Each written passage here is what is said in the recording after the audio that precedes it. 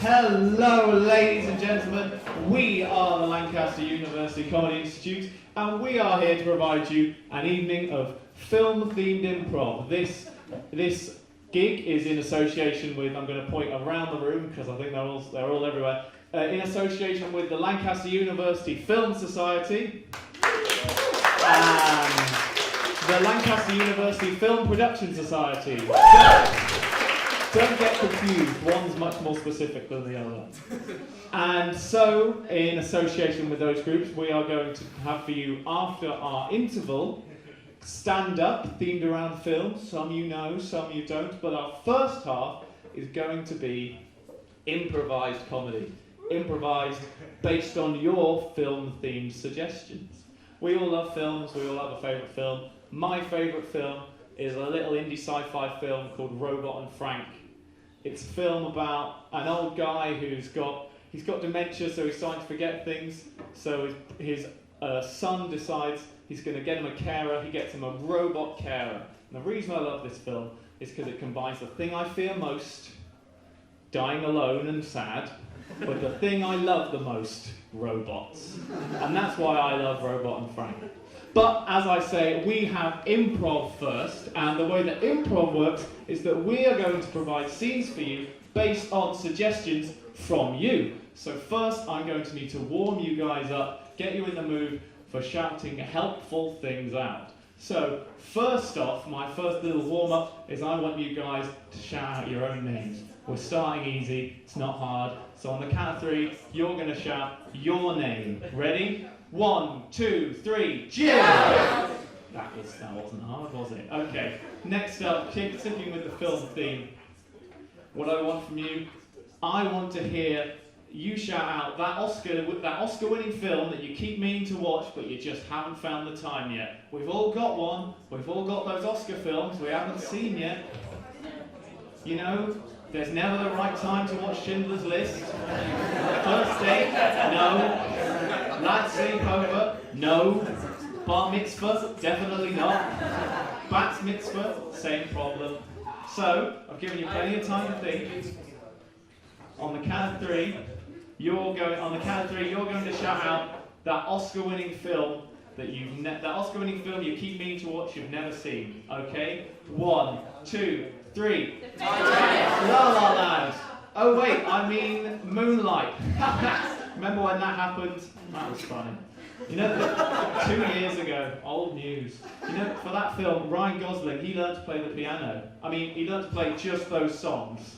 He didn't learn any more piano, he could just play those songs.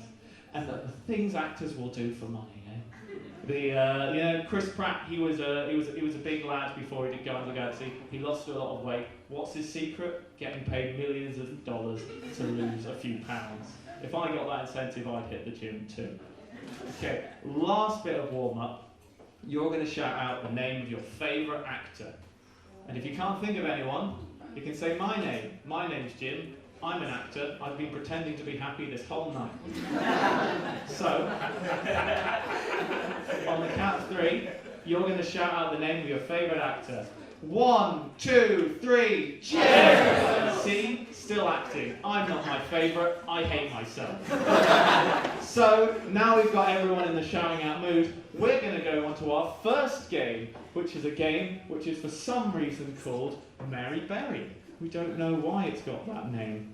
If you want to work it out, do some little fan theories, make a law wiki for the Lancaster University Comedy Institute or whatever as film nerds do, then be my guest. The way this game works, Henry and Kyle are going to perform for 30 seconds. Oh, do any of you have a timer? For 30 seconds, they are going to perform a serious scene from a film, so in the film theme, from a serious scene from a film suggested by you. Then after 30 seconds, the Tsar will clap his hands, and then this scene's going to change in some way. It's going to turn on its head, it's not going to stay serious anymore. So, what I need from you guys is to shout out some suggestions for scenes from films for these guys to recreate. The start of Up. The start of Up. Jack's death from Titanic. Jack's death from Titanic, falling off the door. The clay scene from Ghost. Oh, the pottery scene from Ghost. I think, guys, it's going to have. It sounds like it's going to be the pottery scene from Ghost. It's quite a quiet scene. Remember, serious. Take this serious, boys. Okay. The pottery scene from Ghost. Take it away. Oh, Michael, I was just doing some pottery or your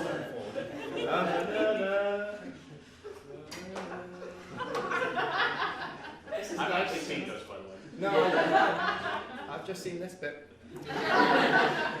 This is a good vase.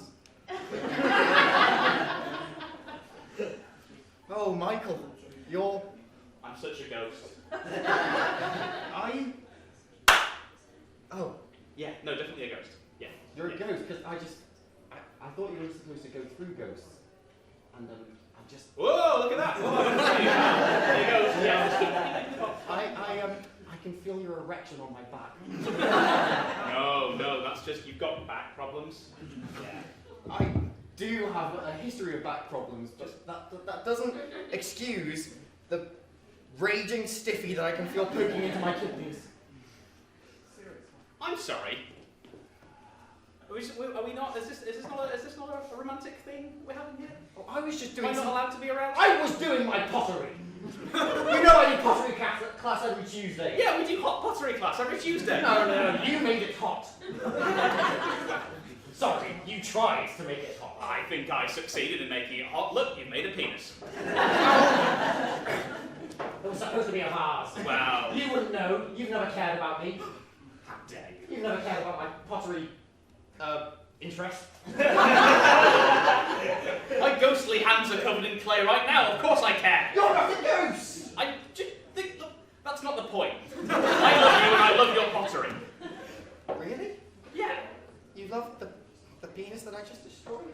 Yeah, this awful lumpy ashtray you made me. I mean, I don't smoke. It's great. It's amazing. That was a hat.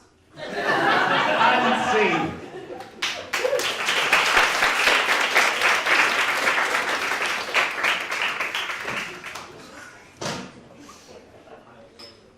Next it's a different game, but I'm in. So this is a game called Should Have Said. Blue for real.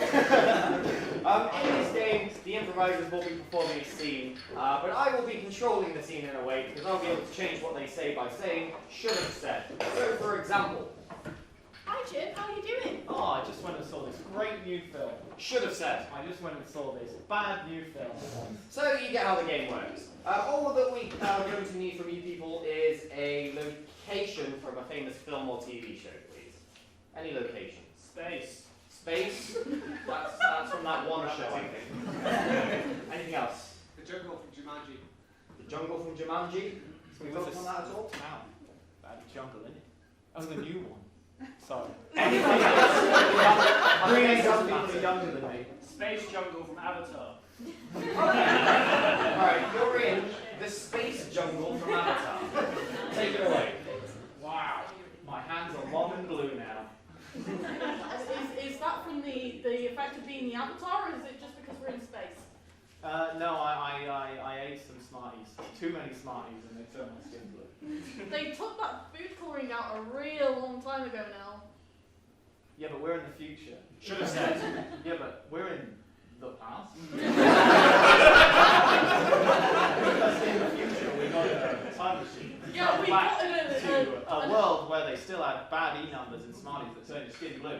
Yeah, and also as a result we somehow ended up in space. Yeah, it completely made sense, but you know, surely we should be trying to cure that with this jungle we're in. Like, you know, they always say, oh, if the Amazon gets all deforested, we'll you know, potentially kill the plant that has a cure for cancer. So maybe, I don't know, try to just rub this like space jungle plant on you. I don't know, it might help with the blueness.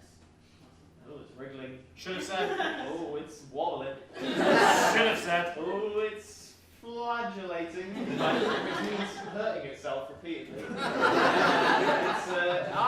a Pandoran BDSM bug. I'm not eating it. No, come on. Okay, I'll try this one. Oh, this looks healthy. Should have said. This looks tasty. Should have said. This looks bland. I mean, surely that's better than a BDSM space bug thing. Should have said. Surely that's worse than a BDSM bug thing. No, bland's better than having like a sex dungeon inside the sky. But What how's it colour am I taste? now? It tastes bland, I was right. Right the third time. How can I say this? You're turning green now? Swings and roundabouts. And scene. So, next we are playing a game called Shopping Channel, I believe. Yes. Yes, we are. So, for this game, I need Chloe and Henry to leave the room. Bye, guys. And what's going to happen here is that those two are the hosts of separate shopping channels, but they don't know what items they're selling. But luckily, on hand, they have a mime each to try and tell them through the medium of mime what they are selling. So, first off, for Cesar, we need a famous prop or item from a film. Excalibur. Luke Skywalker's missing hand. Luke Skywalker's missing hand. I like Luke Skywalker's missing hand. But what's special about it? It's actually a foot. It's still warm. Luke Skywalker's. Hmm? It's attached to Luke Skywalker. And then how would he lose it? Oh, it wouldn't take him long to find anyway. I think it's still fresh, it's still warm. Luke Skywalker's still warm, floppy, lost hand. And Jordan has a different item from a film. The magic lamp from the The magic glasses, you see. Oh, the glasses from. Oh, are they going to get that? So the glasses, and when you put them on, you see that all advertising is actually subliminal messages, and some people are secret aliens. I think that would stretch Jordan's miming abilities a bit beyond.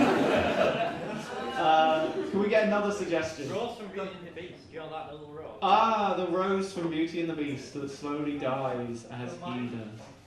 The dog from John Wick. The dog from John Wick. I'm going for the little puppy at the start of John Wick.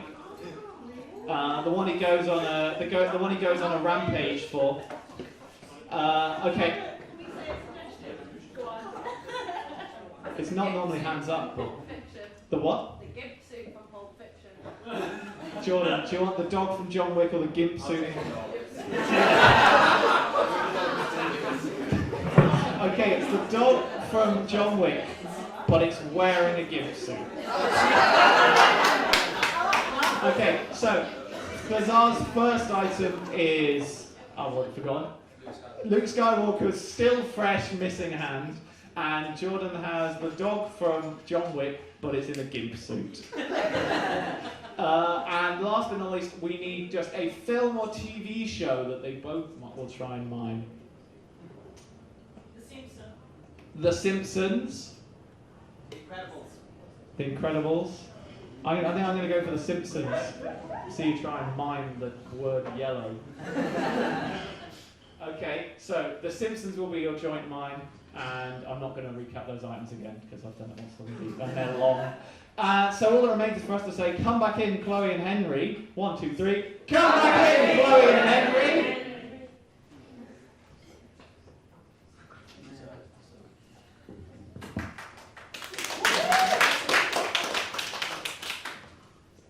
Hello, welcome to the washed up Hollywood shopping channel. Their careers are in tatters, these products are not. First on our list is a dog. Yes, switch. Hi, welcome to the Disney Princess Shopping Channel. Someday your prince will come too. Okay, so first on our shopping list tonight, because you know that's all that girls are interested in, is a hand. Switch.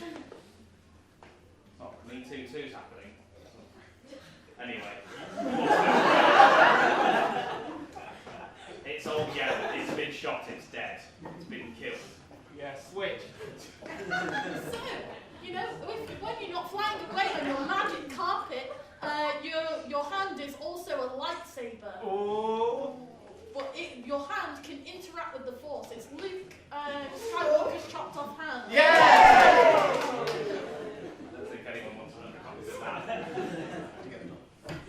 it's a dog and it's dead. It's a dead dog. Very convincing product.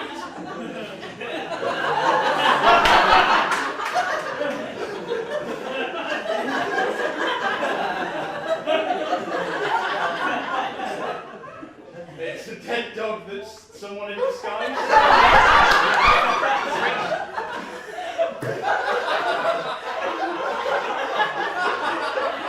So your hand, which is also a Disney property, because they're buying up everything these days, your hand is literally on fire. Oh, too hot.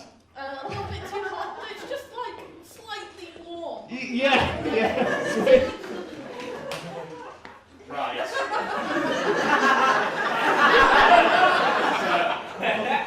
You're beating a dead dog? The dog likes a dead BDSM dog. Oh, yeah. Dog in a gift suit. Okay, so, what's special about this hand? Or is this a big object? This is a new Okay, thing. this is a new object.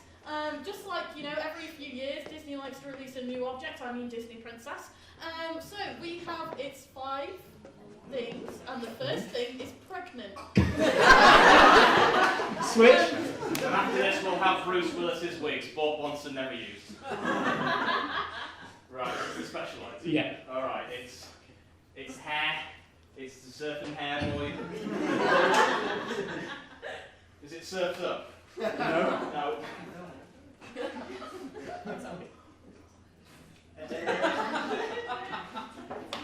Switch.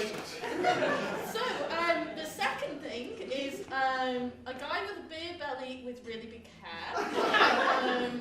The third thing in this list of things is a Jamaican bobsled team.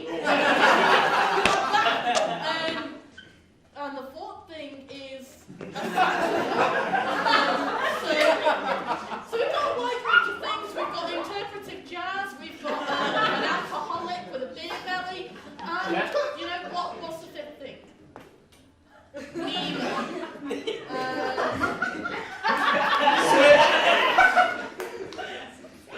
Alright, he's running. Spin.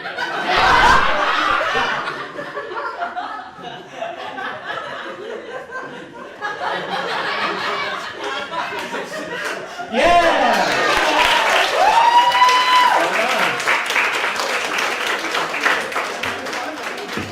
Hi everyone, I'm the compere now.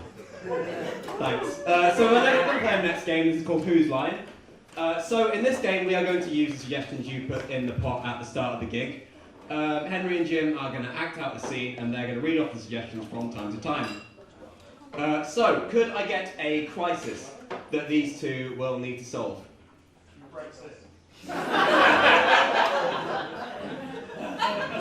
It's a bit too close to home.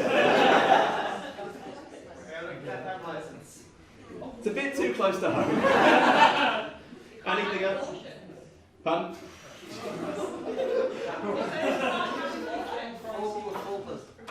I don't think that's going to solve that.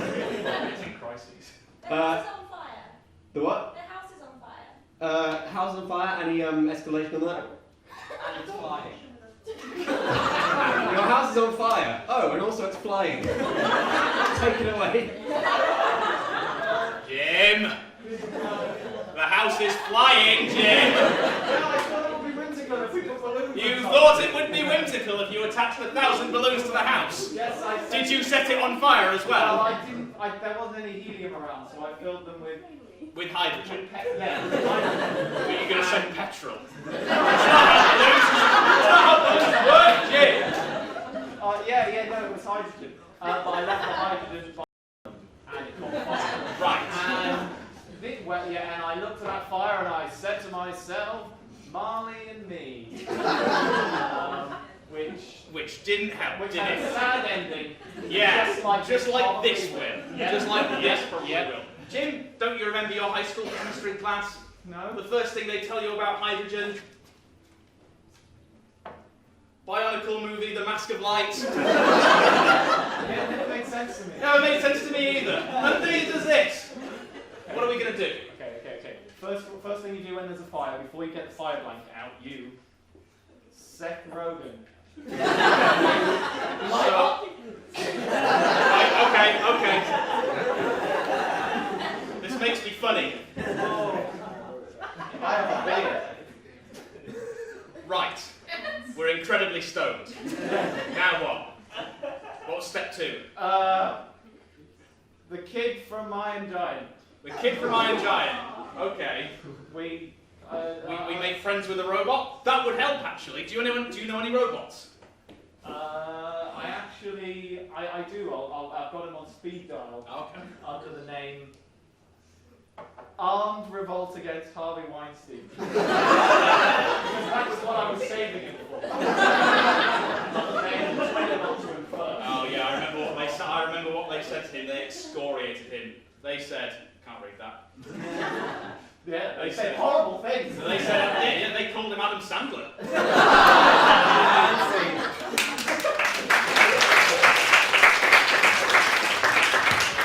So, you guys were very participative on that one, so we're going to do another one of that one. Because, yeah, we have the papers to do it. So, can I have now a relationship between these two? It doesn't have to be boyfriend and boyfriend, it can be whatever. One of them is Sandra Bullock from Gravity, the other is Matt Damon from The Martian, and both of them have been stranded in space at some point in their life. That's so specific. Too convoluted. Something simpler. They're astronauts. They're both minions.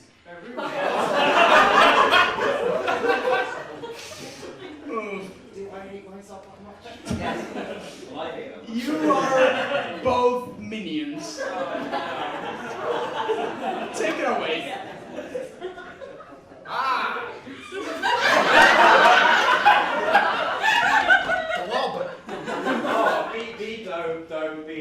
Be. You're a virgin who can't drive.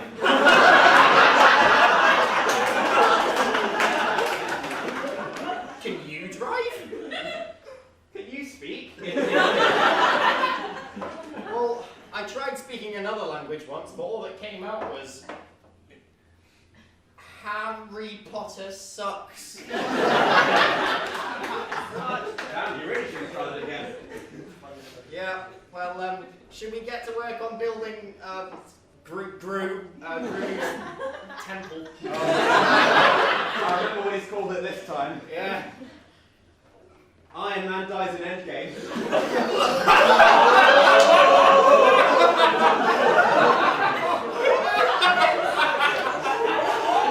You wrote it, it's your fault.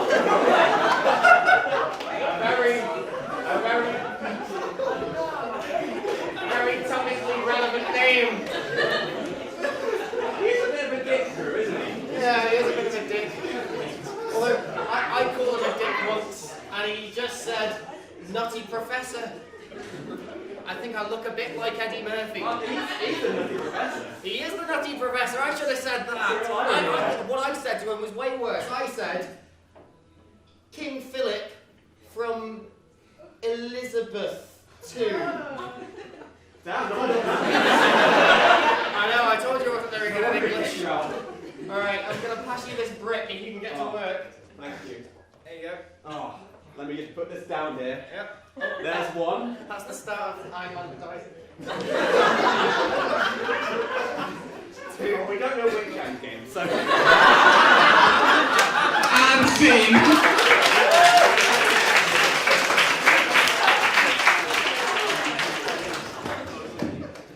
So, we're going to be moving on straight on from that and pretending that there wasn't a massive spoiler just then. And we're going to do a game called Director. So, in this game, I'm going to be directing a film right before your very eyes. Wow!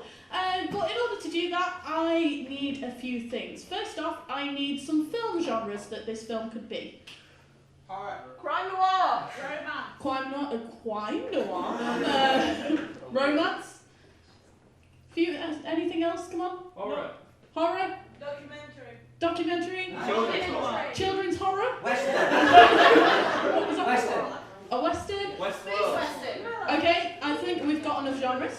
But obviously, films take a heck of a lot of money to make, and to cover those costs, I need an item to shill. So so that these guys can make some actual money. So can I have an ordinary item, please? Alan Shearer's Newcastle top. Shoes. But, okay, so we've got shoes, but what's weird or special about these shoes? Elton John's shoes. Weirder. Oscar Pistorius' shoes. Oscar Pistorius' shoes.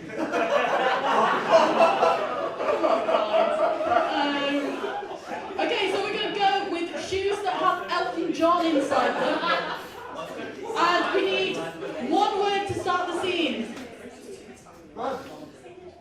What was that, sorry? Run. Run. Okay, so your word is run. Take it home. Run, son, run. Don't look back. But Pops, where am I gonna go?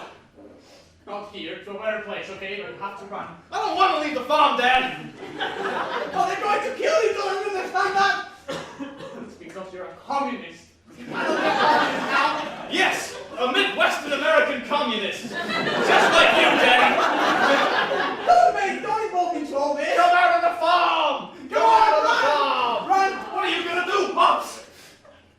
I'll distract him. Okay, I love you, son. I love you. What am I running Come out of shoes? the farm. Hello. Hey, come on, take it easy. Like the Midwestern communists around here.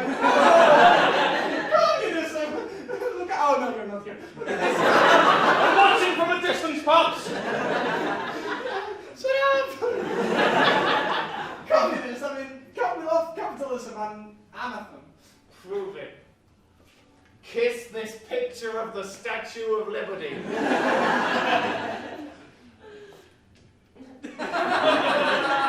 Oh, go, Pops! You wouldn't do it! I knew it! Oh, bye! Oh, I'm also dead!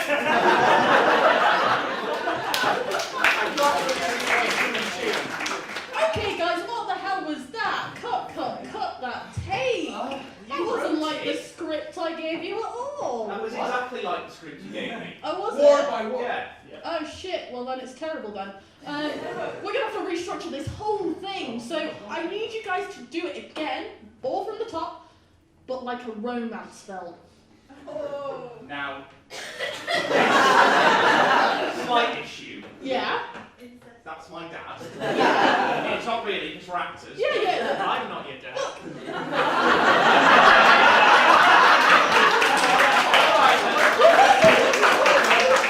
We'll work it out, you know, it's up to you guys. You know, you guys are professional actors, I'm paying you guys to do this. Come on.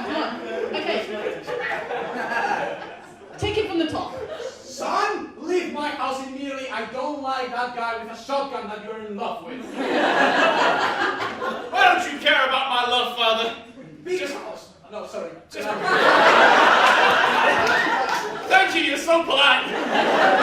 No worries. There's no need to be rude, even if I'm mad at you. Because we're two Midwestern communists. I'm in love with a filthy capitalist. Yes! Yes! Wrong, very wrong. Why? Why would you do this to me? Because he made so much money, Father. And all we have is our potato collective in the Midwest, in America. And we have Lenin. Lenin's dead, Father. Whereas my capitalist boyfriend lives. And I love him. Let my lover out of the house. I've got an expensive gun and I'm not a Ford. This is a Ford gun. I'm not a Ford man. No, John, no. You know, Get away. You know we can't afford strong American guns. He's not here. Get out! Get out! Fine, we'll go hide in the potato pond. Slam. Well, he's not here. I just saw him. You did. Prove it. How can I prove it? Kiss me. Hey!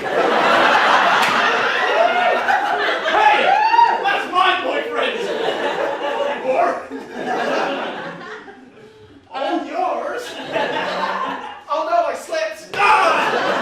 Oh, I'm there too. I didn't deserve a gun license. Okay, guys.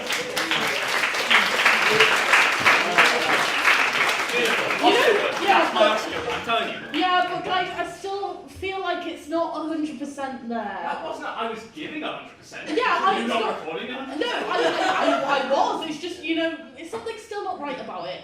You're a bit of a dig, aren't you? Yeah, I am, but I'm the director, so kind of comes in the title. You can't spell director without D-I-C. I'm literate.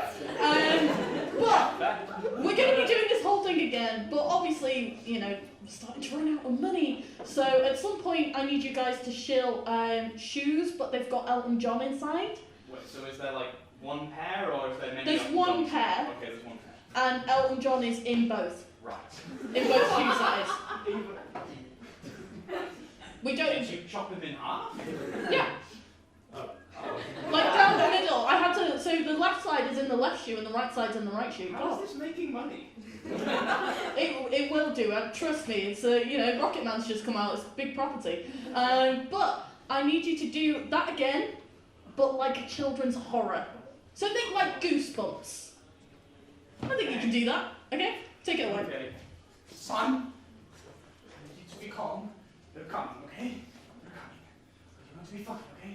But, Dad, Yes. you told me capitalists only exist in my nightmares. What? Yes. You mean I never woke up? Yes. And we're in my dream now?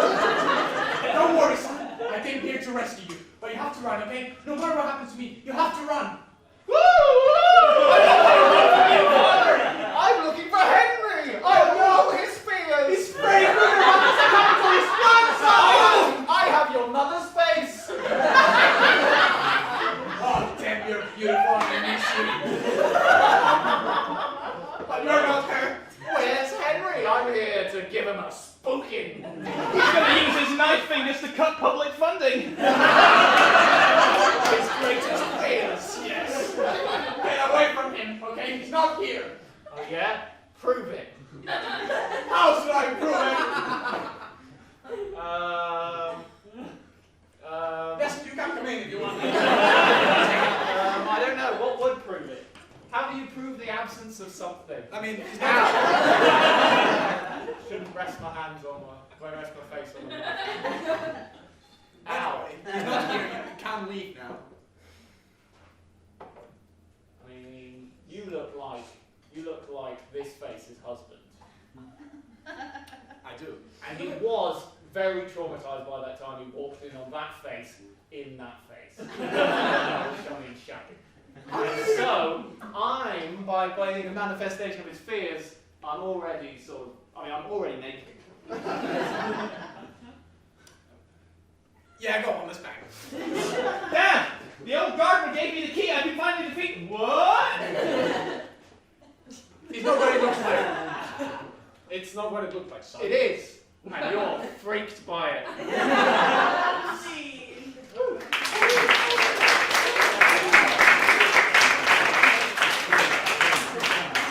So, now we're going to play a game called Inner Monologue with Kyle and Jordan. And these two guys are just going to play a regular scene. However, in the middle of the scene, I can ask them what are they thinking. And in that case, they will have to come into front stage and do a monologue, just like a noir movie. So, to inspire the scene, can I have a movie or TV series? It can be whatever, and they will get inspired by it however they want.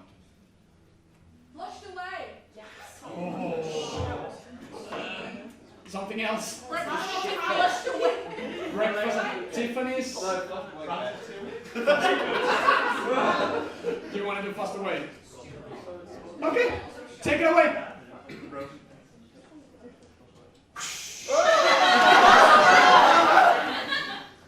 Well, there goes that one. Hang on, what are you still doing there? Oh, I'm back. What do you mean you're back? The toilet made me stronger. What is Kyle thinking? Okay, I've got several issues here. One, I've never actually dumped this large before. Two, it can talk. And three, I think it just looked at me like it wants to attack me. I'm not a dump, I'm a rat.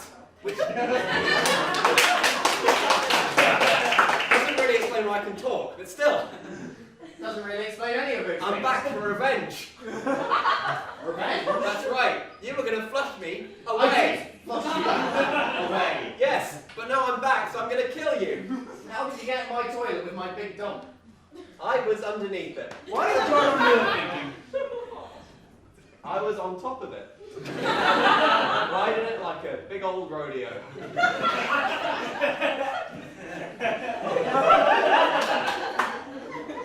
Hang on, you said you wanted revenge. You'll have to remind me. What did I ever do to you? You were going to flush me down there into the sewer, I didn't where I would have gone on some sort of adventure with like other anthropomorphic animals. But now that hasn't happened. Probably would have made a look of friends. Yes. A girlfriend. Exactly. And a frog. Also, you've seen my dream as well. Yeah, I've been having crazy dreams lately. But that's besides the point. I didn't see you. I'm sorry. What is Kyle thinking? I honestly didn't see him. The dump was that big that it clouded all vision. Well, you didn't see me, but I saw you. Yes, I know. Oh, right, yeah, I'll shake your hand then. Okay. Also, how can you talk? I don't know. Maybe that donkey suit was really radioactive. I can talk. What is Jordan thinking? I can talk because I've always been able to talk. I talked my way into that toilet and I was not going to talk my way out. Where do you live? I live in your house. Oh, I was unaware. Well, I live in your toilet. You do know you're kind of asking for it then? Maybe, yes. What is John really thinking? I may have hit a brick wall here. So let me just get it straight, okay? You are a rat who can talk. I'm still a rat. What is Kyle thinking? Smart ass rat. You are a rat that can talk. Yes. And you live in my toilet. Yes. And I've never noticed you before. How long have you lived there? A day. Oh, well, I've only taken one dump today. Oh, yeah, that'll be it. Do you want me to flush me back down then? Well, did the dump not go down? No. Oh, no. I'm still by all means stood on top of it. That's why I'm the same size as you.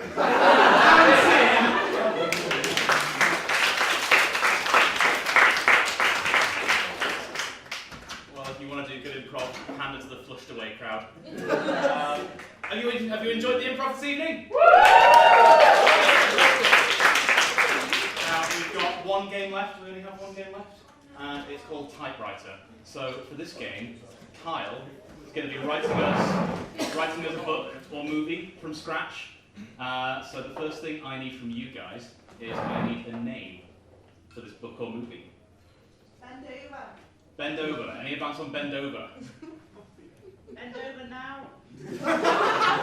Bend over now. Anything else? Anything that's not bend over? Return of the Circuit Laundry. Return of the Circuit Laundry. Anything but Come on, bend over. Is that anything but come on, bend over? No, Anything but colon, bend over. Colon could also be a Alright, we're going to have anything but colon, bend over and circuit laundry. Yeah. And we're going to need a genre for this. What genre is this movie or book going to be? romance. Romance. I got romance. Mystery. Mystery. Ooh. Children's? Meta-psychological thriller, regular psychological thriller. Kyle, what do you like? I wasn't listening because I was writing. You were listening. Okay. Well, you can have mystery. Mystery, okay. And finally, I need a place for this book or movie to end. Where's this going to end? In the future. In the future? In the vague concept of the future? Any advance on that? Mordor? yeah. More come. It's going to end in Mordor. Right, you got that, Kyle? Yeah. Okay, I think that's everything. Yeah, all right, take it away. Okay, so I'm going to write a novel. I really like mystery books, so it's going to be a mystery book. And it's going to be set in, I wanted to go to more convention. I'll set it in Lancaster. I'll set it right here in County Bar! Yes! Okay, so once upon a time in County Bar, there was a man called Ben. Ben Dover. And Ben Dover loved ordering drinks from the bar. Every single day he'd come into County Bar and order the same drink. Bar's this way, mate. Sorry. Glass of water, please.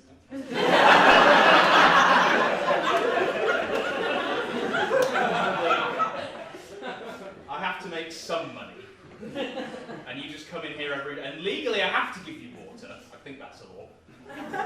So, are you going to buy anything? How long have you had those Thomas tea cakes behind the bar? Oh, about 2 years. 2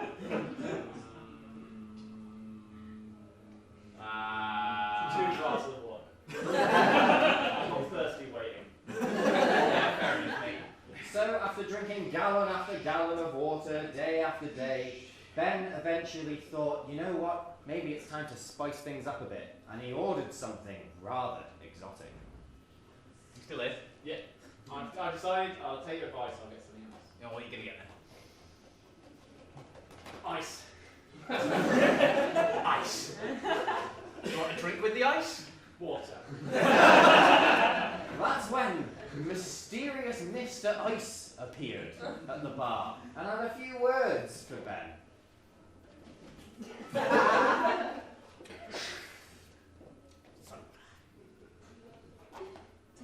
Come out from the back of the car. There you go then. It's cold. Oh, wait. Yes. You fucking spoiled it. Do you want anything, mate? Well, I'm mysterious, Mr. Ice. Oh. So, as the name implies, I'm just a GNC place. Yeah, alright. Guns? Yeah. Yeah, I Yeah. should say. That's a type of gin. Yes. Well, I came here because I am mysterious, Mr. Ice. And I just wanted to tell you something about ice. Thank you. That is... $2.50. Fuck, it's contactless now, isn't it? Yeah. Shit, I've only got cash. Can you take cash? Yeah, yes. 2019, not 2023. Why, are they using cash in the future? No, they're not. They're not, they're not. Ridley Scott-esque future where cash is no more and people just use cards. So we don't much. He's very annoying, but we agree on that. This is a really weird side plot that I decided to draw. I've got to go into the back now. So mysterious Mr. Ice explains that the secret behind ice is not quite what everyone expects. Look, are you listening to me or are you just drinking water? I can do both. Okay, that's good, because you do know you can drink that much water, it will give you kidney problems. What? Well, that wasn't actually what I was here to tell you, but yes, if you drink too much water, you can actually get kidney problems. How much is too much? I mean, how many glasses of water do you have now? Well, to be fair, it was a glass of ice. But ice is water. What? And with that shocking revelation, Ben knew he had to go see his kidney doctor. Mystery all along. And he did. Alright, kidneys, is it? I drank twice as much water. Seem alright.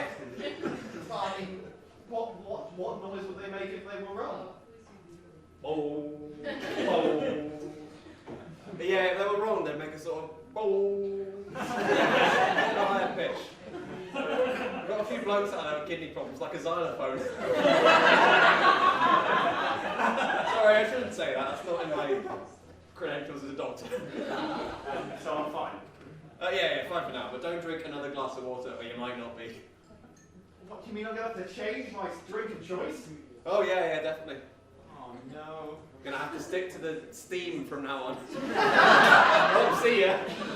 So, wait, this is my office. Get out of there. The next day, Ben returned to County Bar, but this time he knew he couldn't order water or ice. What was he going to do? Hello. Balloon of steam, please. I've seen it. That steamer over there. You spray it. You sort of spray the coffee cups with it, and steam comes out. Yeah, Put it in. I bought my own balloon. You Save the oh, environment. right then, yeah, great, okay. You know, mysterious Mr. Ice here. I live behind the bar for context. Yeah, you can't live there for another week, by the way.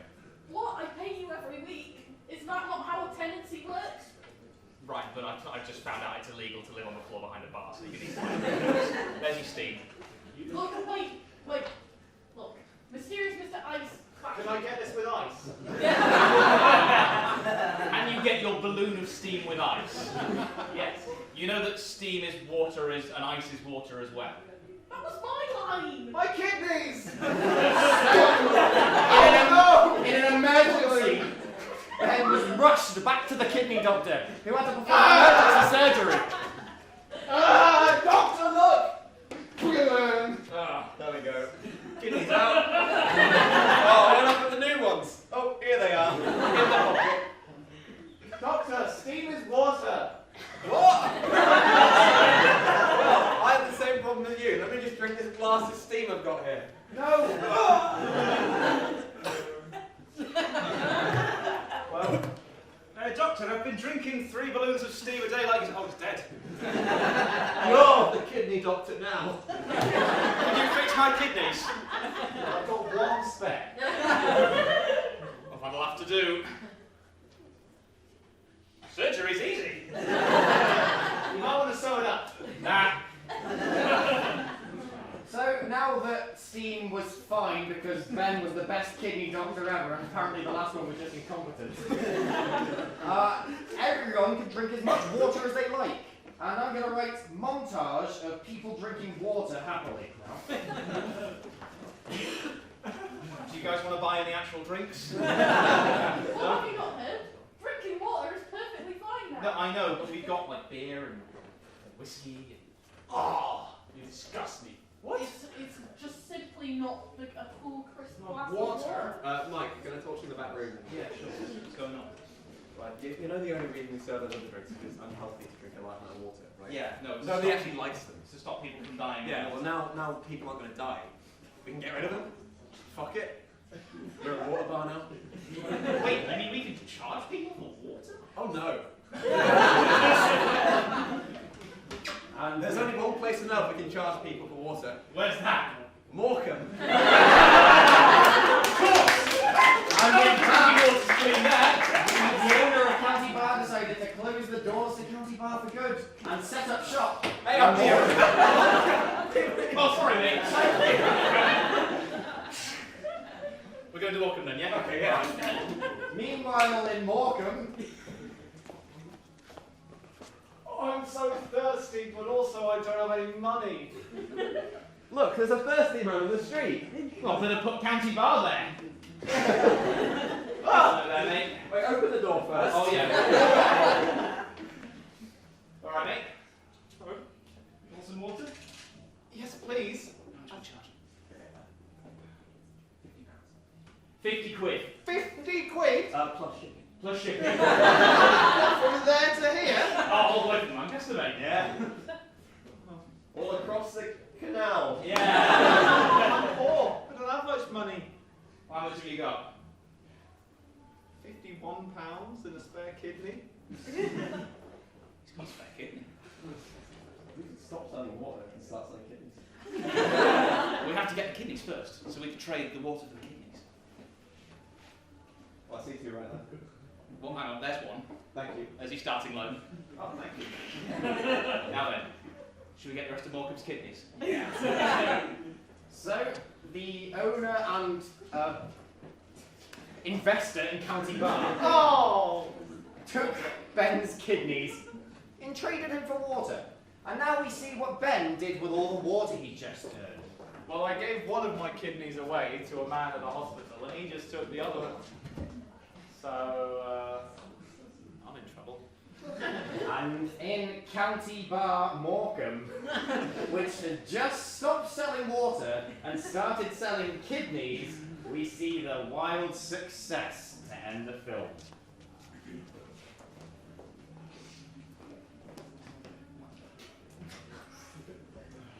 I love rich guy cigars. I love rich guy kidneys. And that's the end of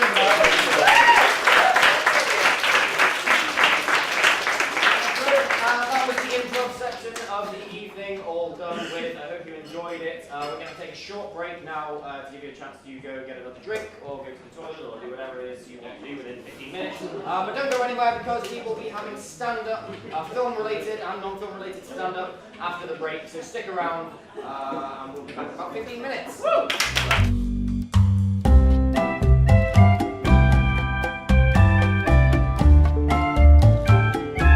Everyone, we are about to start. Please welcome to the stage your compare from the second half, Chloe Humphreys. Hi guys, my name is Chloe, as Cesar just said, and obviously, in anticipation of this being a film gig, I decided that I was going to look up famous characters called Chloe. But as you'll probably find out, as I now tell you, the characters called Chloe are not very good. So first at the top of the list, thanks Wikipedia, top of the list was Chloe, the Chihuahua in Beverly Hills, Chihuahua! And just for spoilers here, it's about a Chihuahua who's essentially like a stereotypical Valley Girl's accessory. So all I am is just a dog. I'm just a bitch. Just an accessory. The second one on the list, though not film related, was Chloe Pig in the famous TV series Peppa Pig. So this isn't going very well, is it? We've already got a dog and a pig, and the final one. This one's big. What this? There's a film called Chloe. And it's about a call girl! She, spoilers for anyone who wants to see this, she seduces someone who's trying to make her set up a honey trap for her husband. So, what am I? I'm a pig, but also a bitch, who's also a slut. So, it's not going particularly well for people named Chloe. So, I decided to look a little bit more into my name, and my name means fertility, which just makes the whole call girl thing significantly worse. But it also means growth and green shoot. So that's what I'm going to be doing to introduce our first actor of the night, who is the star Sanchez. So I want you guys to start like clapping really small. Like really small. And then we're going to start building it up like a green shoot. I'm going to get higher, going to grow. I'm going to watch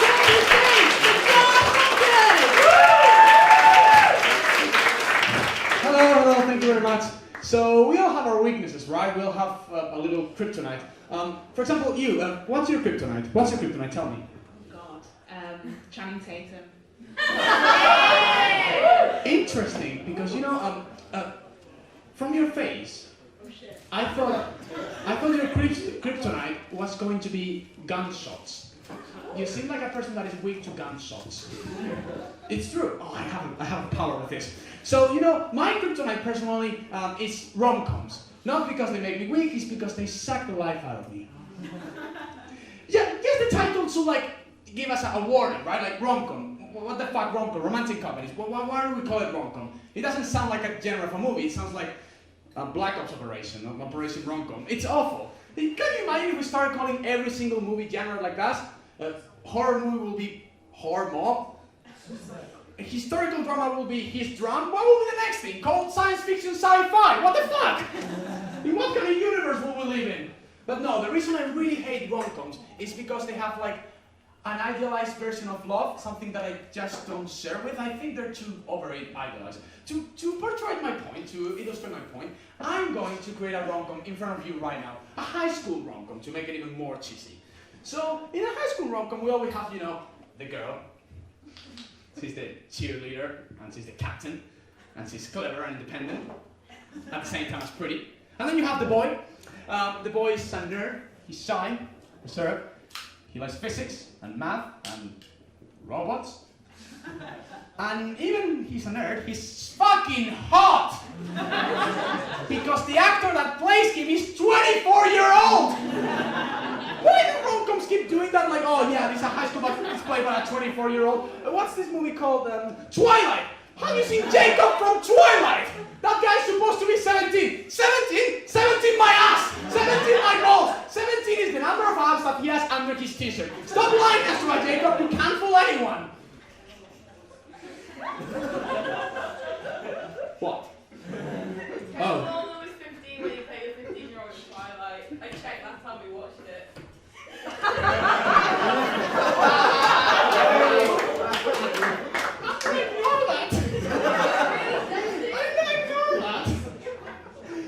The point is, you're probably...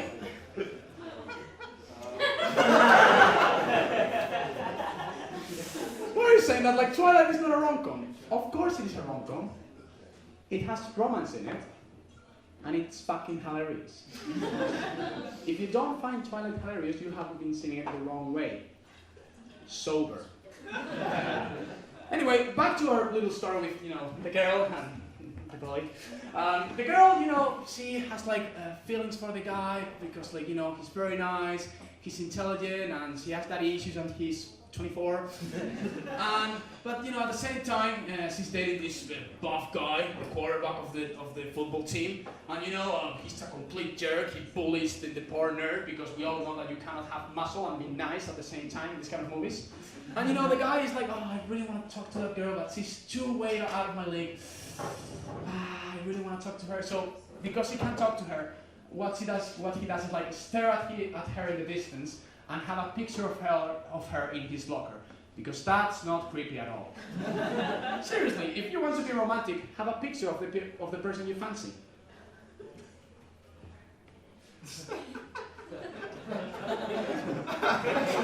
Now I have wanking material for tonight. Awesome. I'm so romantic. So the thing is, these two characters will start to meet. They will start having like this, little fake dates. They will go and have some milkshake, because that's what American people do. And he's shy and stuff, but at the time they're having the date, he's like super charismatic and handsome and funny. And I mean, I'm straight, but I will fuck him. And and she's like laughing with all the jokes, and she laughs so hard that like the milkshake spills all over her mouth, and it's disgusting because it's on her face now. But instead of like him taking it as a disgusting sign, he takes it as an opportunity and clean it from her face with a very intense look. He's not cleaning milkshake anymore.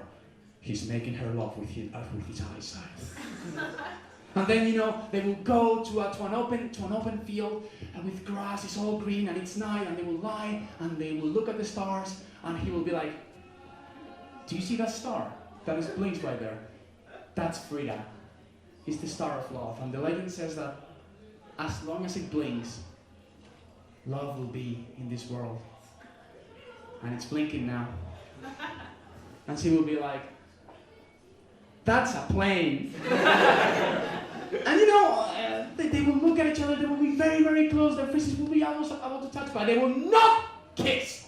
For some reason, in rom-coms, they will only kiss at the end of the movie. Oh, and if it's a Netflix special, oh boy, wait until season 2 at least.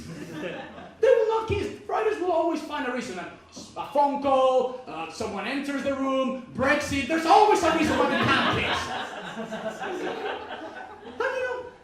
And if this was realistic, they will fuck because they're 16-year-olds. They're horny. When you're 16 years old, you have two options. Either you're fucking someone or you're wanking. So they are wanking.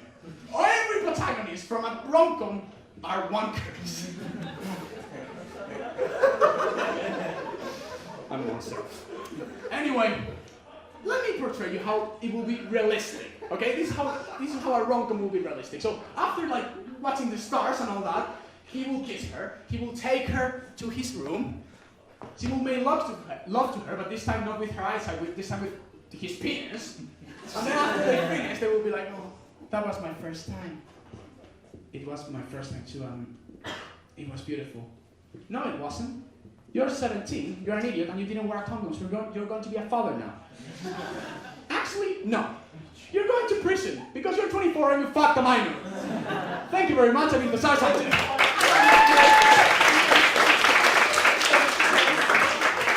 So, don't worry guys, we've had our bits of representation, me as a woman and Cesar as someone who's not English, so it's just straight white English men from here on out. I know,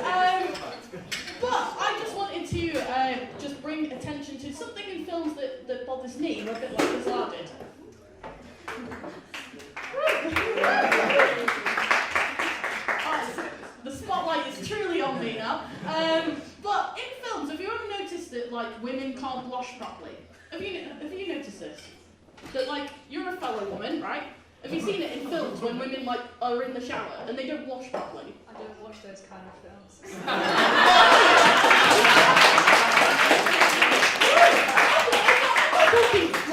Like that, just in anything. They just like focus either on the armpits, on the tits, on the ass, or nothing else.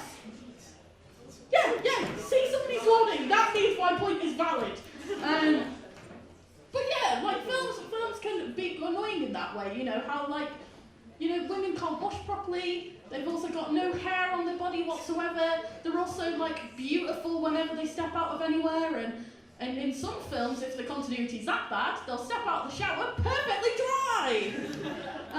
They also do that bit in horror films, you know, when like, you know, you just see like the plug hole and it's filled with blood because of like, she's been murdered. Don't you mean she's just on a period? Oh God, yeah, I know, it's terrible. But I'm going to introduce the next act. Yeah, you're not going to say, oh God, now. So our next act is Tom Longmore. So what I want you guys to do, I'm going to draw an invisible line down here. So you guys are going to clap. Some of you are on. No, just clap once. Clap. And then you guys are going to clap. And then we're going to get faster and faster and faster and faster. That makes sense. So you guys clap. Clap. This side is really shit. Come on.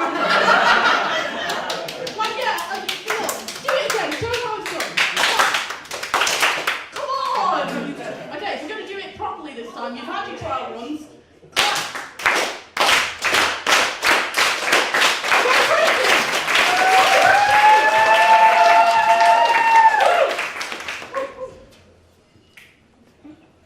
Ahoy, hoy.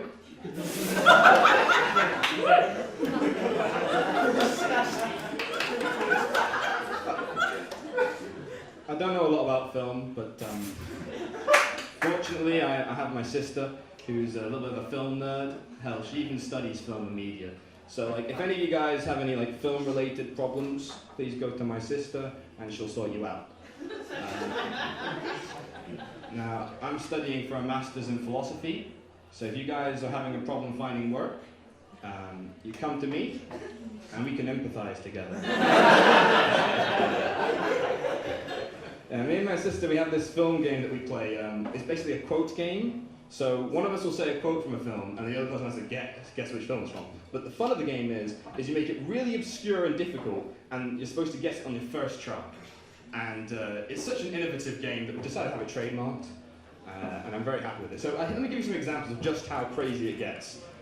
The other day I was playing and my sister was like, hey Tom, what's this? And I was like, miscongeniality. For the first time. I said, hey Nick, what's this from? Fire! And she was like, Ice Age. And then she was like, oh, this one was hard. She was like, this one's a bit hard, Tom. Like, what's this from? Ohala maki olawe. And I was like, geez, that is hard. Is that Lilo and Stitch? I got it right. So I noticed my sister's slightly racist attempt to sing a Hawaiian song from memory anywhere. We're just that close. Yeah, we know this. We're good at this game because we've had the same couple of DVDs our entire life, and we didn't have television, so we just watch films all day. The problem is, I try and play this with other people, and they just don't get it. I'm like, hey mate, what film's this from? The Band. Like, what are you talking about? I'm like, come on, The Band. What's it from? You know, like, The Band? The Band! The Band! And they just get angry with me. They're like, Tom, your game's shit. We're not playing this anymore. I'm like, come on, you'll get it eventually. Come on. The Band! And they just get frustrated with me. And then I have to give them other guesses. Does anyone know what The Band's from? Blues Brothers. Yes! Yes! You know it! That's brilliant. The game is fun. The game is fun. Okay, moving on. So me and my sister and my housemate, we were watching telly the other day. We were watching Live at the Apollo, and there was this comedian called Jeff Norcott on. And my sister had never seen him before, but let me tell you, she liked what she saw. She was saying also, ooh, look at his hair, his beard. Oh, I like him. Oh, look at those forearms. I can just picture him rolling a barrel. Oh, I do love a man in his 40s, mate. She was completely obsessed about him for 2 minutes, and then he tells a joke about the fact that he's a Tory, and silence. Dead silent. She's just got this face. She looks as though she's been betrayed. My housemate asks her, like, what, you don't feel anything for him now? She's like, no. She's just staring daggers at him. She's thinking, fucking Tory bastard. And I turn to her and I'm like, Nick, I don't think that's normal. Like, I don't think that someone's political opinions should affect whether or not you're attracted to them. And she goes, oh yeah, really? Really, Tom? Oh yeah? Okay, imagine a girl that you think's really attractive. I'm like, done it. And then she says, okay, now imagine you find out she's a Nazi. Do you still fancy her? And I'm like, how attractive are we talking? Okay, look, I'm not saying I'd marry her, but, you know, give her a go. You know, maybe a rigorous amount of affection might help her see the light or something, who knows. Anyway, so... Yeah, so we do different that way, but my sister and I are incredibly different. For example, like, she recently handed in her dissertation, I'm very happy for her, and... Exactly. A slight applause. And she worked on it for the entire year, and for 1 month leading up to the deadline, she worked on it every day for like the entire day.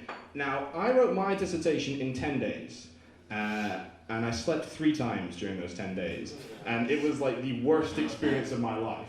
So we're really different, And the funny thing is, after submitting her dissertation, she kept reading over it, and she'd come to me and she'd say, Tom, instead of writing also, I wrote Aslo.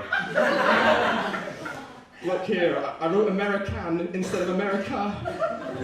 And I was like, Nick, look, that's nothing. In my second year, I had to write an essay on the purpose of life, and in the conclusion I wrote, the purpose of life is for people to pleasure oneself.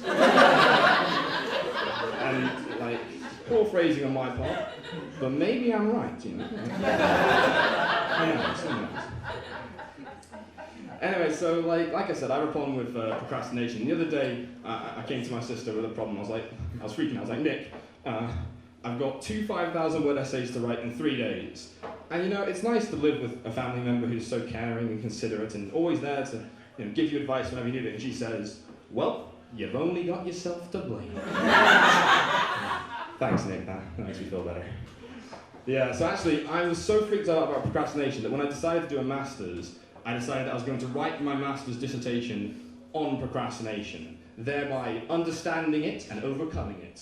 So I'm writing about like procrastination and weakness of will and stuff. So like 3 months ago, I sat down to start doing my research to overcome procrastination. I sat down, I got my pen, got my paper, got my computer, and I'm like, okay, let's go.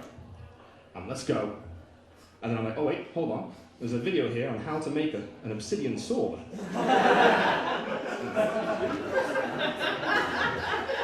So 3 months later, and I still know nothing about procrastination. Life's a bitch. Yeah. In fact, actually, let's move on from procrastination. Everyone's doing essays now, aren't they? Everyone's doing essays. It's the end of the term, and one of the things I hated when I actually had to take essays, I don't anymore, is the fact that you took tests on things that you learned in first term. Now, by the time of third term, I'd forgotten everything that happened in first term. I'd forgotten which modules I'd taken, literally everything. And I was freaking out. There was this one module, philosophy of mind, that I just did not get. But fortunately, the lecturer was a saint and she recorded them. So 3 days before the exam, I sat there in the library, 3 AM, and listened to all of them. Now, listening to lectures is way more fun than attending lectures because you get to laugh at people. You can't laugh in a lecture. I've done it a few times. It's really rude. It's really rude. And the fun thing is you can listen out for people. You're like, oh my god, who's that guy? Who's it? Oh, that's Jim! That's Jim! Oh, good point, Jim. Good point. We do not know what it's like to be a bat.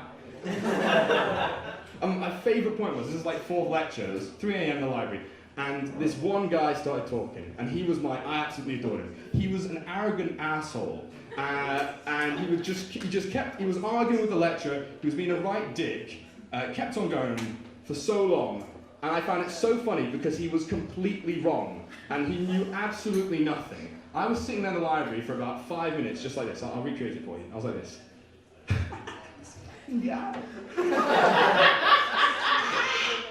He keeps on going. He just keeps getting. Oh my god, who is this guy? How do I not remember this? Who is it? I was laughing at this idiot for about 5 minutes until I realised it was me. Thank you very much.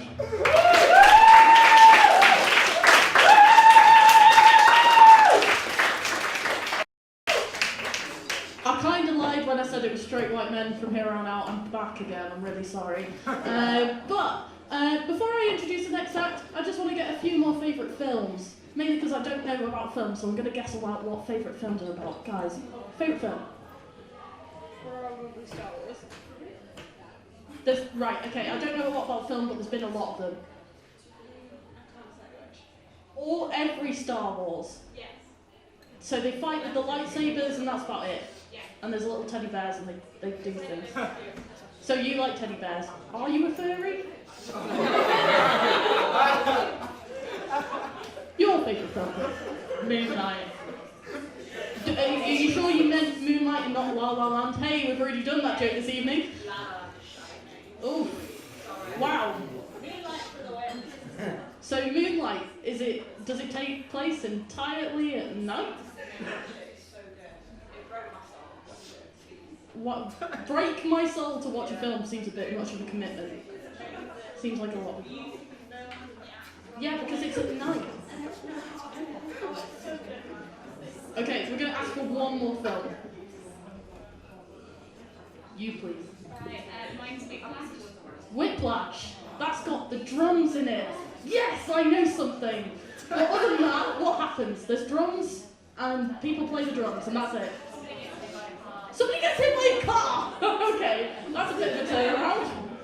Well, it's not the worst spoiler we've had. Hey, end game. But we're going to move on to our third act for the evening. So I need you guys to give me a big round of applause. So please welcome to the stage, Summerfield!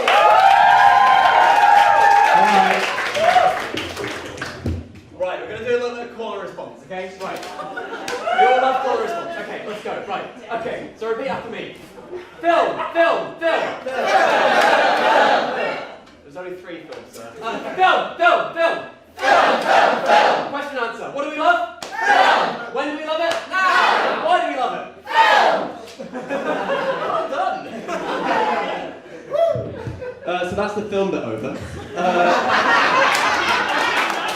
We all know why we're here, and it is film. So I want to talk about radio. Radio, like film, it's a medium. So anyway, I was thinking about what you can't say on the radio. You can't swear on the radio, obviously, but one thing you can't say on the radio is that the Queen is dead. The reason you can't say this is because the BBC happened the first to report it. I bet the Smiths were pretty red in the face when they called their album The Queen is Dead. Pricks. Anyway, I didn't mean that, I like the Smiths. Anyway, except Morrissey. I was thinking, can't say the Queen is dead on the radio. I'm thinking, what's actually going to happen when the Queen dies? Like, the Queen is very old. The Queen's very, she's like, what, like 90-something? Shit, imagine being that old. And like she's still on the throne. She's like the longest reigning monarch in history. All the other princes like that are there, like Prince George and Prince Charles and Prince Archie, the new one. They're like, oh, come on, Liz. Some of us want to go. And she's like, oh, no, I want to find out if I have to send myself a birthday card when I turn 100. And she's been there such a long time. And the thing is, like, when she, like, a lot of people tried to predict when the Queen's going to die. They're like, I haven't seen the Queen in 15 minutes. Maybe she's dead. And there's a website called thedeathlist.com. So on that website, people list 100 celebrities who are terminally ill or are really old and they think are going to die. And then like usually about 10 of them die. So it's a bit like a shit death note. So I'm thinking, what's going to happen when the Queen's going to die? Because that's a really big thing. And not a lot of big things have happened recently. Like 9/11, that was a big thing. Diana, that was a big thing. Beyond that, nothing. We're living in a post 9/11, a post Diana world. We're living in 21 AD, after Diana. And BC, before crash. So, you know, like, it's 21 years. So anyway, so I'm thinking, what's going to happen when the Queen dies? Well, first of all, there's going to be a newsreader. It's like roulette for newsreaders. They must really want that shift when the Queen dies. They're going to be like, Queen's dead, isn't it? And then they're going to be on the news later, like, this is me reporting that the Queen's dead. And like, there's going to be street parties as well. There's going to be street parties because people love the Queen. So there's going to be like, oh, I'm really sad the Queen's dead. These cupcakes are really nice. And then there's going to be other street parties. There's going to be other street parties. Anti-monarchists who hate the Queen. We're going to be celebrating the Queen's dead. And then the street parties are going to fight. Sorry. So anyway, after that, Prince Charles. Prince Charles is going to hear the news. He's going to be on his horse at the horse range. He's going to have a little radio on the back of his horse. He's going to be riding around his horse. He hears the Queen's dead. Oh no. So he falls over, has a heart attack, breaks his neck, and his horse eats him. And then, on the same shift, that same BBC newsreader is going to be like, yo, you know the Queen's dead? It's another one as well. And then the newsreaders are going to fight. And then there's going to be street parties. And but instead of being about the monarchy, it's going to be about Diana. And then the street party's going to fight. And then the newsreader's going to fight. And I'm going to fight. And I'm going to win. I'm sorry, yeah. There's the phrase, I'm thinking about the phrase as well, do you remember where you were when it happened? Because that phrase can be one of two things. That can be a casual conversation starter. So, do you remember where you were when 9/11 happened? Yeah. Or it can be a very serious accusation. Do you remember what happened? I'd like to think that. So we're going to do a little exercise based on that. Everyone get your hands up. We're going to find out who in this room is most likely to have killed Diana. So, first of all, who here was born after Princess Diana died? For those who don't know, I think it was the 31st of August 1997.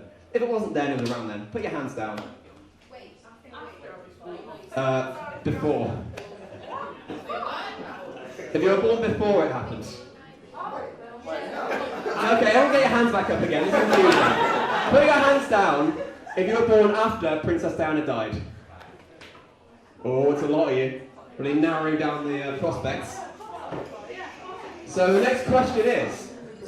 Oh, I'd keep my hand up as well. Fair game. I'm a suspect as well. So the next question is... Put your hand down if you've never been to France.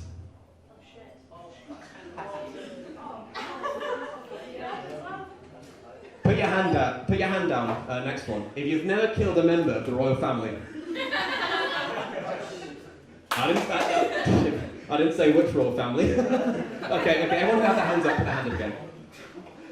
Not everyone, no. But don't worry, we're going to do 9/11 next. So, put your hands down if you went to France, if you haven't been to France before the year 2000. Yeah. If you have been to France. Sorry, I'm confusing myself with my own exercise here. 1999. 98. Okay, put your hands back up again. I'm really bad at this, sorry. Okay, so if you've been to France before the year 1999. You have. And you at the back. Yeah. When did you go? 96. When did you go? Like 98. That's like right between. I can't really... Okay, this is August. I'm going to say you are most likely to have killed Princess Diana. You are Prince Charles. Allegedly. I'm John Summerfield, thank you. So just for context, that was actually film related. There have been films about the monarchy. King's Speech and the Queen. That's 2.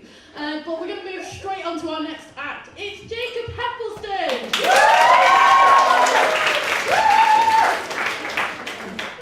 Hi guys, so my name's Jacob, as introduced. I think we can all agree Jacob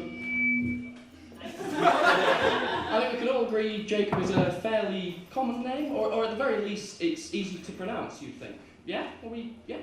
Yeah. And yet every time in high school I've got to, a group of people, Jacob, right? It's not difficult to pronounce, but every time they get it wrong, every time I go up to them and they pronounce it fuck off loser. And it's not hard.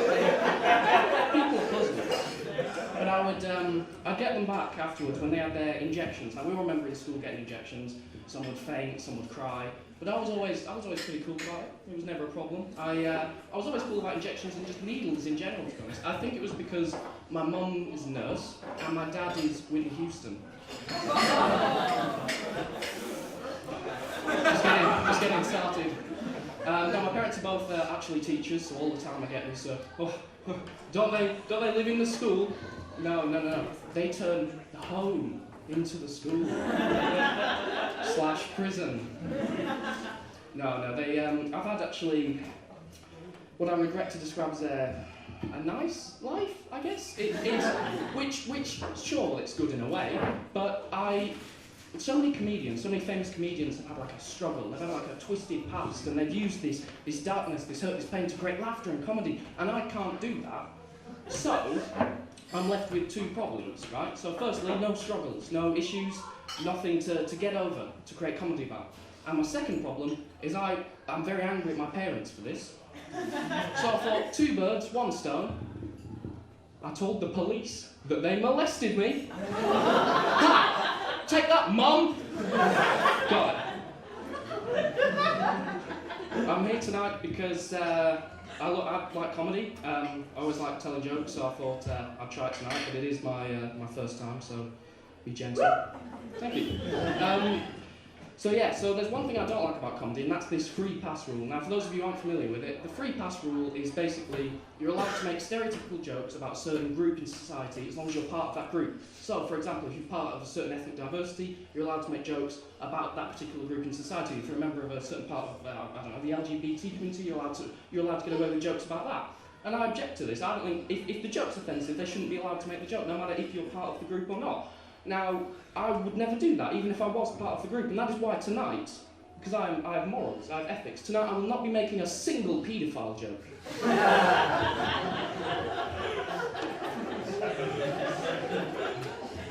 So I'm a first year, I'm a fresher, and my girlfriend's recently told me she doesn't want to have sex until after her final exams in 2 years.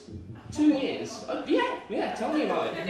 I keep telling her, look, it's 2 years, your GCSEs don't even.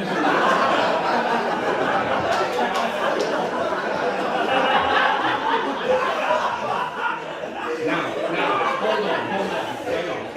So, 2 things there.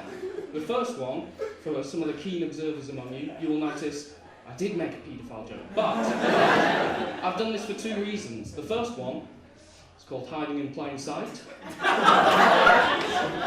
And the second one is because I can say absolutely anything I want up here. I can lie, I can tell you I'm a millionaire, I can tell you I drive a Ferrari, I can tell that my dad is proud of my life choices. That was actually a little too close to home. So now I'm going to do something a little bit different, a little bit weird. I'm going to play a song for you, if I can. I brought my axe. A little guitar grumbling. Oh no, I can stand it.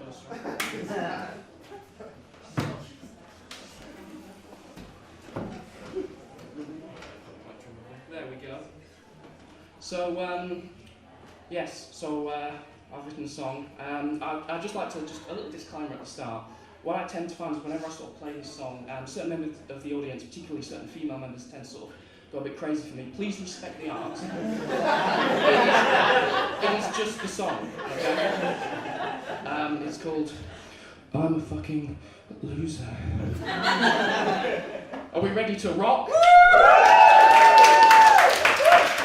1, 2, 1, 2, 3, 4.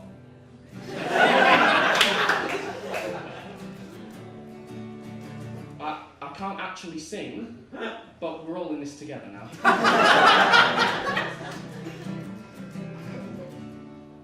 I'm hanging at a college party, I shouldn't be here. I snuck in through the back while they were all drinking beer. Me and my mates are all on the boozer. I'm trying to forget that I'm a fucking loser. They said everyone's invited, but they didn't mean us, because we're basically the fucking real life in between us. I talked to a girl, your standards are lowered, and as we dance, you move your body closer. You're pretty, but I'm awkward with a fear to move, plus you're brainier than Abe Lincoln's theatre booth.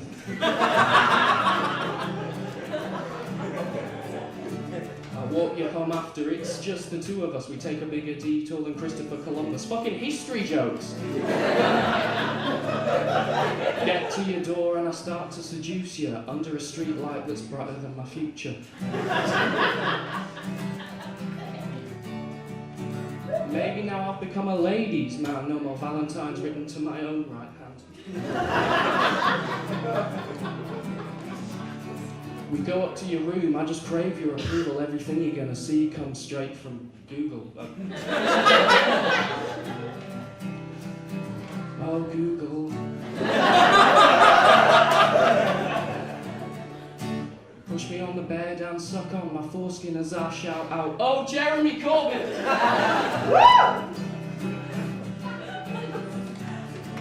Your dad bursts in and he's not pleased with us, but I'm a tougher motherfucker than Oedipus. Fucking psychology jokes!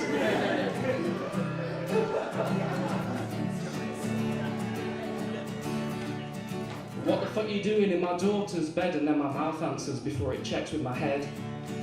Hey there, Dad. Your question is rhetorical. To answer is moronical, methodical, and metaphorical. Oracle, that's not topical. See the flood coming, it's theological. You can call me blood because I'm hematological. The prophet laughs because I'm comical, chronicle, repercussions that are astronomical. I'm not impossible, I'm just improbable. To lose would be historical because I'm unstoppable. That's all I remember saying till I got to the hospital. Say we can't be together, in fact it's court ordered. I put your dad in jail so it's a little bit awkward. Just my luck, I meet a girl that I like and her dad beats me up by the end of the night. I hate myself but I'm now your Facebook stalker. I wish my laptop would just crash like Paul Walker. Thank you, I've been Jay Heppleston.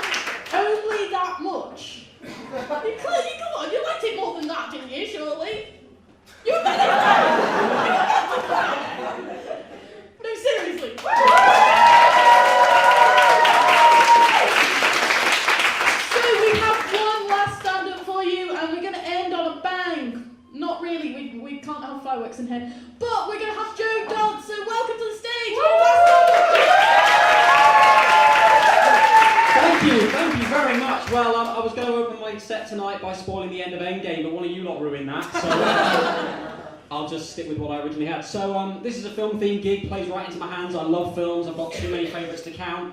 But one thing I love about film as an art form, I think it's the greatest art form in the world, is that it's always changing, it's always advancing. And I think we can all agree that the biggest recent change in cinema was 3D. You guys remember this? How incredible was 3D? You know, the projector, that they found a way to show the images that are from the right side of your vision and the left side of your vision at the same time at such a frame rate that the two together combine and make an immersive, beautiful 3D image in your head. That's science for the benefit of the masses, that is. And then we went to see it. What a waste of money that was. Yeah, they told us it makes it more immersive, it brings you into the film. Yes, it does, because it moves the action 2 inches closer to your face. It's 2D characters slightly in front of a 2D image. 3D is the biggest disappointment I've ever had in a cinema, and I went to see The Hobbit. All 3 of them, because I'm a stalwart. Does anyone remember doing this in a 3D film screening, where you lift your glasses up just to see what the screen looks like without them? Why did we do that? Anyone who ever bought a magazine as a child knows what that looks like. You remember the little panels with the blue and red dots, and when you put on the shitty paper glasses, they made an image? That's what that screen looks like. That's not new information. It's not like we were going, oh wow, the characters turn invisible if you don't wear these. They're sunglasses, they're not Spectre specs. That's a little Harry Potter reference for you, by the way, that I had to Google myself, so don't worry if you didn't get it. But I was talking about 3D, and I remember the first 3D movie I ever went to see. It was Ice Age 3, Dawn of the Dinosaurs. What a classic. And Ice Age 3 is one of those weird films where on its own it's fine. I enjoy that film for its Simon Pegg content. But if you look at it in the context of the franchise it belongs to, it just doesn't make sense. Like, Ice Age 1, you have animals find human baby in the wilderness and they protect it. Ice Age 2, you have global warming. And Ice Age 3, you have a secret ecosystem of dinosaurs in the Ice Age, complete with volcanoes and rivers under the ice that no one knew about. It just doesn't make any sense. But lots of franchises do that, I find. They have like their weird installments, like Harry Potter, for example. You've got 2 sunny, beautiful, wonder-struck movies followed by the emo phase of The Prisoner of Azkaban. It's perpetually dark there, I don't know why. Star Wars, you have the first 2 original movies are important, groundbreaking pieces of cinema are about power and self-discovery, and then you have a film in which a bunch of teddy bears beat up the most inept soldiers ever put to film. And then you have basically 2/3 of DreamWorks' entire output.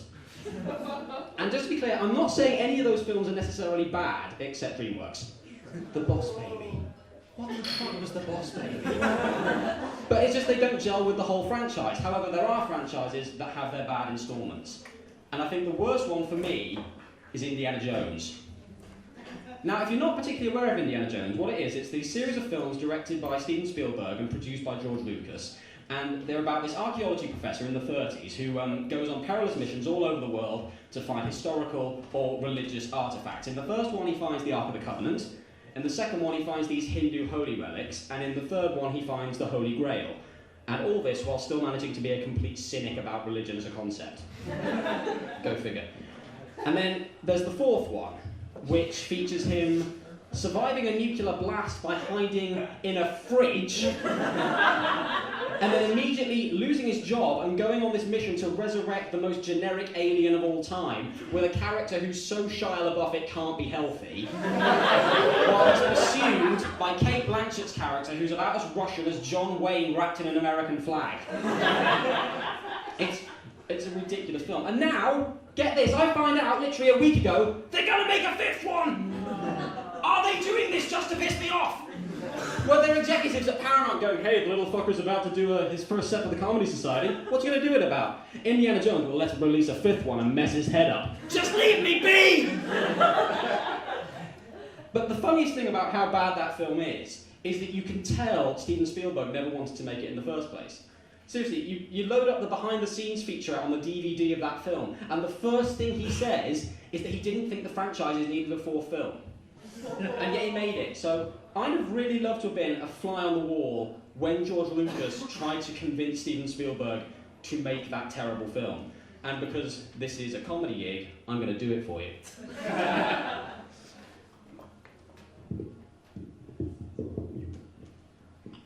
Lovely. So, yeah, this is George Lucas trying to convince Steven Spielberg to make Indiana Jones 4. So, Spielberg sat at home, lovingly polishing an Oscar. The phone rings, the phone's like an Oscar. Hello? Aliens. I'm sorry? Aliens! George, is that you? Yeah! Aliens! George, you don't sound well, I'm hanging up. Goodbye. Ring ring. Hello? Aliens. George, is that you again? Indiana Jones with aliens. You want to do a 4th Indiana Jones movie with aliens in it? Yeah! George, you've done aliens. They're like your thing. And to be honest, the last time you did that didn't go over that well. What do you mean? Do you honestly not know what I mean? The Star Wars prequels, bad writing, bad CGI, bad Hayden Christensen? No, I don't know what you're talking about. The prequels didn't have any of that. Do you honestly not think that they did? George, we're not doing Indiana Jones aliens. Goodbye. Ring, ring, ring. What do you want? Interdimensional beings? No! Look, George, we don't need a 4th indie movie. It's fine. Goodbye. But, Stephen, the more films you make, the more Oscars you might win. Continue. The more movies you make, it's just maths. The more movies you make, the more Oscars you might win. All right, George, we'll give it a go. Yeah. Ooh. Get me an Oscar. I mean Harrison Ford. Hi, Harrison, this is Stephen. Hello, Stephen.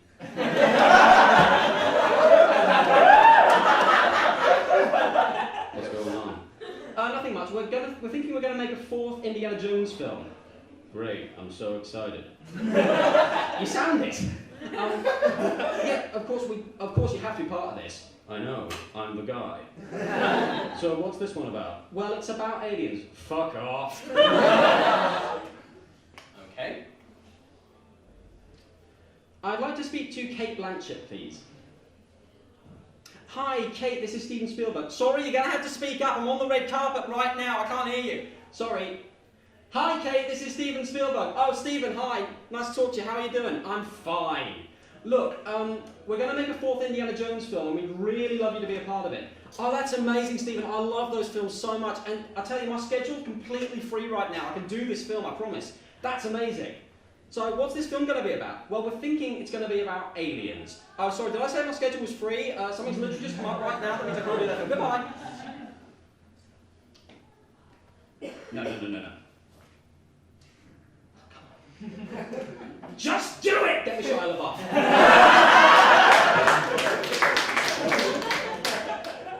What's up? Hi, Shia LaBeouf. This is Steven Spielberg. You're Steven Spielberg. I'm Steven Spielberg. We're all Steven Spielberg. Okay. Look, we're going to make another Indiana Jones film, and we'd really like you to be a part of it. Sweet. What's it about? It's about interdimensional beings. Aren't they basically just aliens? Yes. We're all aliens to somebody, dude. Are you high by any chance? Totally. Goodbye. Fuck it. Get me Ridley Scott. What? Aliens? Yes! Ladies and gentlemen, I have been and will continue to be Joe Dodd. Thank you. Good night.